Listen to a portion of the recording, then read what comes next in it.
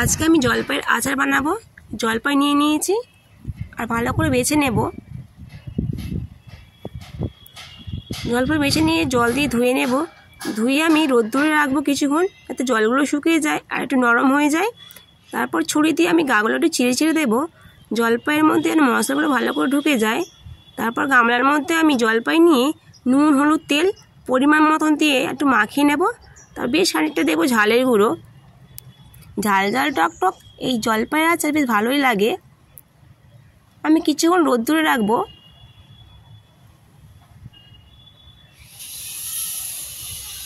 আমি রোদ্দুরে দিয়েছিলাম, আমি একটি কাঁচের জারে ভরে রাখবো।